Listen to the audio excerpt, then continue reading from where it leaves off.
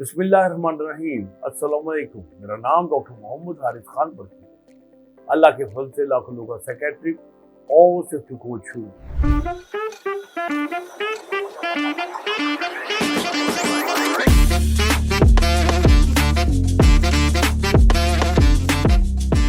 आज का मेरा टॉपिक है कि बड़ी सगीर के जो हुक्मा है, यानी कि हकीमों की जमा हुक्मा, वो आखिरकार प्रीमेच्योर एजैकुलेशन यानी सुर्तज़ाल के ट्रीटमेंट में क्या उनमें फ्लॉ मौजूद है, क्या उसमें लैक्यूना ख़ता मौजूद है कि जिसकी वजह से उनका ट्रीटमेंट कामयाब नहीं होता, और उसके मुकाबले में हमारा एलोपैथी का जो ट्रीटमेंट है वो कामयाब है।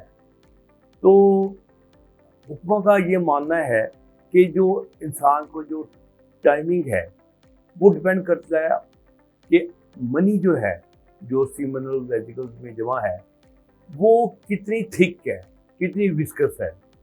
अगर वो थिक और विस्कस है तो इंसान का जो टाइम है वो ज़्यादा होगा। अगर वो पतली और थिन है तो हल्के से प्रेशर से वो बाहर निकल जाएगी। इसी चीज़ को मद्देनज़र रखते हुए वो दो किस्म की अद्वियात अपनी तरफ से इस्तेमाल करते हैं। एक होती है जो कि इंसान को कूल डाउन करे, उसे वो ठंडी ग़िज़ाएं कहते हैं, जैसे गूंद कतीरा हो गया, ये आपका बुस्सबोल का छिलका हो गया, कुल्फा हो गया। उनका ख्याल है कि जितना आपके अंदर सेक्सुअल जोश होगा, एक्साइटमेंट होगी, उतनी जल्दी आप डिस्चार्ज होंगे। तो वो कोशिश ये करते हैं कि इंसान को सेक्सुअली तौर पे ठंडा किया जाए। तो उनका ख्याल है कि जब ऐसा होगा, जोश कम होगा, तो वो जल्दी डिस्चार्ज नहीं होगा। दूसरा ये होता है कि वो कोशिश करते हैं कि जो सीमन है, मनी है, इसको किसी तरीके से गाढ़ा किया जाए। उसे वो कहते हैं मुलग़्ज़ ग़िज़ाएं या मुलग़्ज़ अद्वियात मौजूद देते हैं कि जो कि उसकी सीमन को गाढ़ा कर देती है। वो कहते हैं अगर किसी बंदे को ठंडा किया जाए और उसकी मनी को गाढ़ा कर दिया जाए तो उसका टाइम जो है वो बढ़ जाएगा। लेकिन प्रैक्टिकली में देखा है कि वो ज़्यादातर फेल होते हैं, कामयाब नहीं होते। बल्कि वो जब बंदे को ठंडा करते हैं तो मेरे पास हज़ारों के हिसाब से ऐसे पेशेंट आए हैं जिन्होंने हकीमों से इलाज करवाया और कहे कि जी हमें मसला था सुर्तज़ाल का और अब तो हमारा इरेक्शन भी नहीं होता। यानी कि पहले इरेक्शन तो होता था लेकिन वो खुराकें खा खा के सो कॉल्ड ठंडी थी। अब वो उनमें जो सेक्सुअल जो पावर थी इरेक्शन की वो भी ख़त्म हो गई। मेरे पास अक्सर मरीज आता है, उसको ये दोनों मर्ज लाहक होते हैं। अच्छा, दूसरा वो मुलग़्ज़ की कोशिश करते हैं। मुलग़्ज़ से अगर कोई फ़र्क पड़ता भी होगा तो शायद में भी कोई 100 में से 1% या 2%, इससे ज़्यादा फ़र्क नहीं पड़ता। मुलग़्ज़ के मुतालिक मैं आपको एक कॉमन ऑब्जर्वेशन की बात करूँ कि हम जब पहली दफ़ा बड़ी देर बाद करते हैं इंटरकोर्स तो आप बड़ी जल्दी डिस्चार्ज होते हैं, ठीक है। आप उस वक्त की आपकी जो सीमन है उसकी विस्कोसिटी चेक करें, ये खासी ज़्यादा होती है, यानी कि विस्कोसिटी ज़्यादा, टाइम कम। आप 2-3 घंटे बाद दोबारा करते हैं, आपका टाइम 3-4 गुना बड़ा होता है। और कभी आपने उस वक्त विस्कोसिटी पे गौर किया, वो 2-3 गुना नीचे आई होती है।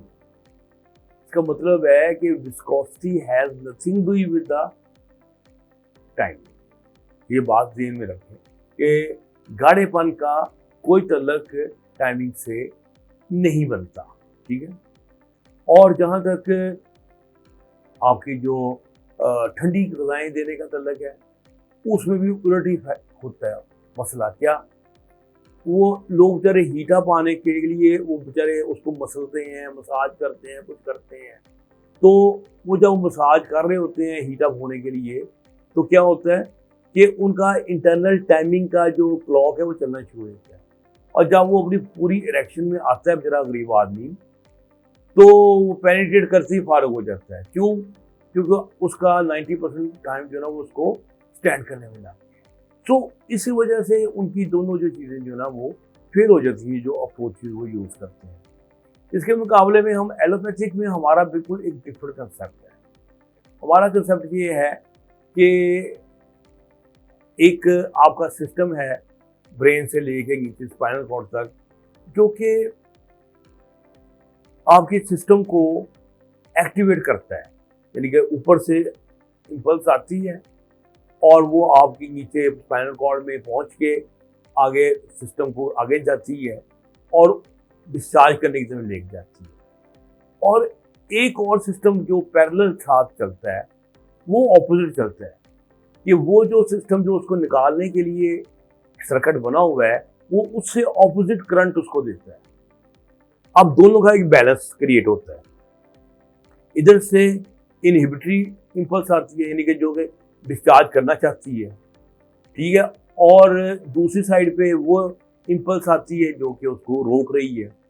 अब दोनों में एक मुकाबला होता है, एक बैलेंस होता है।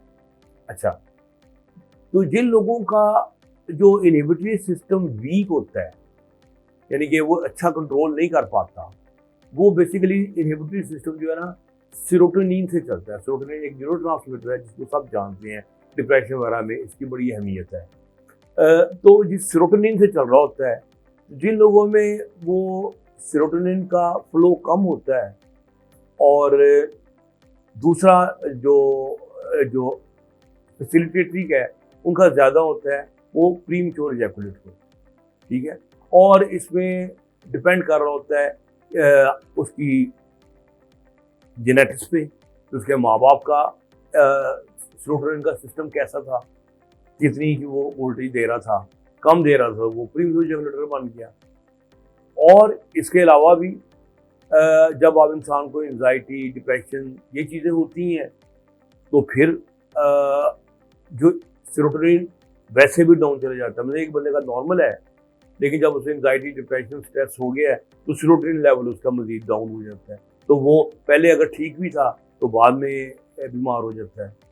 तो हमारा ये सिस्टम है कि एक अंदर इनबिल्ट सिस्टम है और दूसरा थोड़ा सा मॉडिफाइबल है।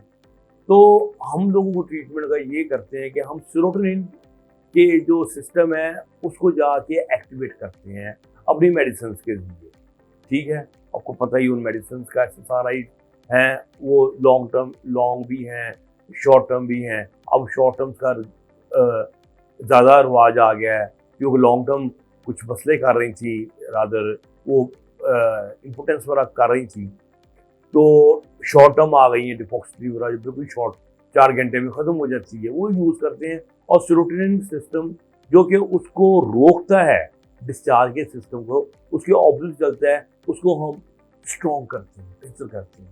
तो हमारा ट्रीटमेंट जो है वो अल्लाह का शुक्र है वो रिजल्ट लेके आता है। इसके अलावा हकीम जो है वो जब कहते हैं कुछ नहीं बन पाती तो वो लोगों को कोई ना कोई ओपियाइड दे देते हैं, अफीम से बनी चीज़ देती है, वो जनरली एनेस्थीसिया कर देता है, तो उससे सम टाइम बढ़ जाता है। लेकिन वो उसके और बड़े मसाइल हैं, लोग जो है उसके नशे के आदी बन जाते हैं। तो इसके अलावा जो हमारा जो एलोपैथिक में जो दूसरा हमारा एंगल होता है जिससे हम ट्रीटमेंट करते हैं, वो होता है कि उसके प्रोस्टेट और यूरोजेनिक सिस्टम में इन्फ्लेमेशन कितनी ज़्यादा है। इन्फ्लेमेशन जितनी ज़्यादा होगी उतने मसल जो है जल्दी से इरिटेट या फड़कते हैं, ठीक है। तो आमतौर पर इन लोगों में प्रोस्टेट वगैरह में एक सब क्लिनिकल चल रही होती है, इन्फ्लेमेशन चल रही होती है, ठीक है। तो हमने फिर उस इन्फ्लेमेशन को भी ट्रीट करना है। और जो पेल्विक फ्लोर है जो कि बहुत उसका टेंस हुआ होता है एक प्रीमच्योर इजैकुलेटर का, उसको रिलैक्स करते हैं, क्योंकि जो टेंस मसल हैं वो जल्दी मूवमेंट करते हैं, जल्दी डिस्चार्ज कर देंगे, उनको रिलैक्स करते हैं। तो हमारा सिस्टम उससे बिल्कुल डिफरेंट है हकीमों से, और अल्लाह का शुक्र है कि हमारा सिस्टम जो है वो कोई ना कोई रिजल्ट लाता है। यानी कि मोस्ट ऑफ द पेशेंट्स जो है वो इम्प्रूव कर जाते हैं, अपनी उनकी टाइमिंग बेहतर हो जाती है। जब ये हकीम जो है उनका जो ट्रीटमेंट है वो फाइनली मैंने आपको बता दिया है कि या तो लोग बेचारे इम्पोर्टेंट हो जाते हैं और या फिर वो किसी वजह से वो ठीक नहीं हो पाते। या वो ज़्यादा प्रीमेच्योर इजैकुलेटरी से बन जाते हैं कि वो बाहर ही डिस्चार्ज कर जाते हैं, क्योंकि वो स्टिमुलेट करते करते डिस्चार्ज होते हैं। तो उम्मीद है कि आज आपको हमारी मेडिकल की अप्रोच प्रीमेच्योर इजैकुलेशन की तरफ और पुरानी हकीमों की अप्रोच में जो फ़र्क है आज वाज़ेह हो गया होगा। तो आप हमारे चैनल को सब्सक्राइब करें, आपके कमेंट्स हमें दें। मुझे पता है बड़े लोग हकीमों की साइड पे होते हैं, तो वो अपने आर्गूमेंट दें, बात करनी आर्गूमेंट से, दलील से। ये नहीं कि तुम गलत कह रहे हो, तुम उसके यूदियों के एजेंट हो या फलाने, ये नहीं मुझे कमेंट चाहिए। ठीक है, आपके पास दलील है इसके खिलाफ तो ज़रूर आप दें, हम ओपन लिए आपकी बात को परखेंगे। ठीक है, अगर बात उसमें वजन होगा तो वो अडॉप्ट करेंगे। तो बाकी लोगों से ये शेयर करें, खुश रहें, खुशियाँ बांटें। डॉक्टर बरकी को इजाज़त दें। अल्लाह हाफ़िज़।